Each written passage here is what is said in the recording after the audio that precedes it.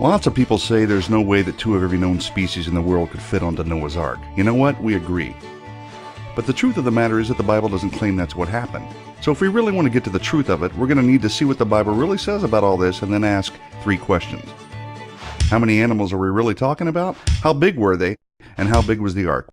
We answer those, we're closer to understanding the truth. Make sense? Good. So how many animals are we really talking about here? Well, let's jump back and move forward, shall we? Let's take a peek at day 5 of Creation Week and do a plain reading of Genesis 1 verse 21. And God created great whales and every living creature that moveth, which the waters brought forth abundantly after their kind, and every winged fowl after his kind. Jump ahead to Genesis 1:25, day 6, the same day man and woman were created, and here's what we get. And God made the beast of the earth after his kind, the cattle after their kind, and everything that creepeth upon the earth after his kind. So there you have a very clear account of the land and sea creatures created by God according to their kinds. Now, take a look at the phrase, according to their kind. What does it mean? Is it the same as species? I don't think so. It's possible that it's closer to what we call families in the typical biology class today, with some exceptions. Keep in mind that species is a man-made definition anyway. Confused? Let me explain. Let's take the dog kind, for example. We'll call the female dog taken on the ark Bingo, because that's the name of my first dog. Okay, from Bingo and her mate, you can get the various species of coyote, wolf, and even domestic dogs like the border collie, Great Dane, poodle, and so on. You get it? The different species we have now could have easily been generated after the flood from the information already present within the parent kind. So kind isn't the same as species at all. And a plain reading of the Bible teaches that Noah only had to take the representatives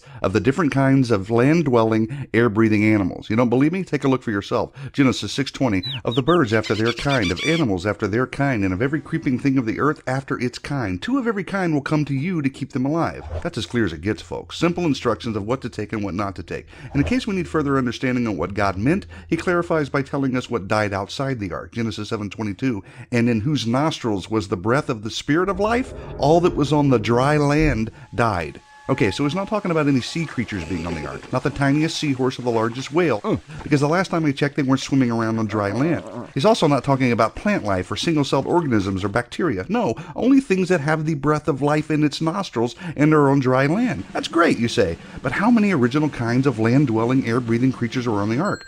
Well, to be quite honest, we weren't there, and I don't have the time for each and every detail. But one leading ark researcher did a whole bunch of calculations and was very generous with the numbers he used. He selected the genus level and found that there are less than 8,000 kinds, or about 16,000 individual animals. So let's just round up to say 30,000 and then call it even. It'll make the math easier anyway. Could 30,000 animals fit on the ark described in Genesis? That's a good question. Glad you asked. To answer it, we have to take a look at 2 more things. The size of the average animal and the size of the ark. Makes sense? Of course it does. Moving on. We can't list every animal, but we've got things from the various bird kinds to the elephant kind, from the various dinosaur kinds to the smallest mammal kinds, and so on and so on and so on. So you take all the young adult animals, because nothing says the animals had to be the oldest and biggest, and you look at all the various sizes we know of today, even from the fossil record, and you do some calculating. You come to the conclusion that the average size of the land animal is actually smaller than a sheep. But let's just use a sheep as the average size for the sake of argument. So now we got the size of the average animal, a sheep, and we have the maximum number of sheep, 30,000. So are we going to need a bigger boat? Well, let's see how big it really was and if 30,000 sheep could fit on it.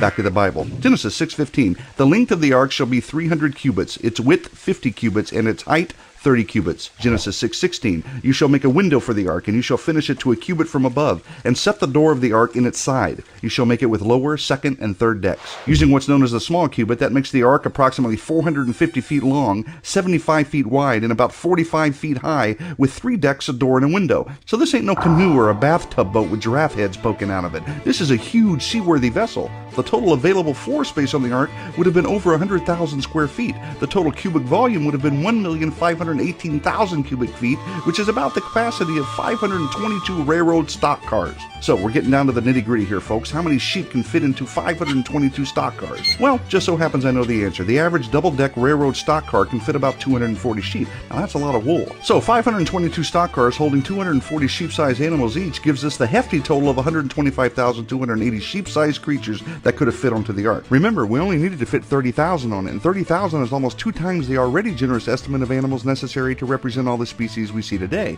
So it's easy to see that with more realistic numbers, there was plenty of room for cages, food, and even fresh water for the duration of the year-long stay that these animals had to be on the ark. And you know what? Ark researchers have studied this too, and I'll let you look that up. So there you have it. Simple reading of scripture, simple math, basic science. This fallible claim against the Bible is debunked.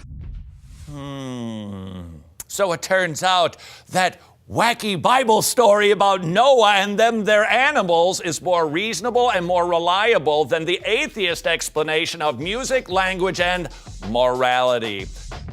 Dude, he is getting so far up my nose. I know. I don't care what you have to do, just put an end to it. Hey, Todd, but how do I find him? Give him Darwin, he doesn't have it yet. Go! What did you give him? I gave him What Hath Darwin Wrought. It teaches how Charles Darwin influenced eugenics, Nazi Germany, Planned Parenthood. I'm coming! Where's the egg? Oh, why?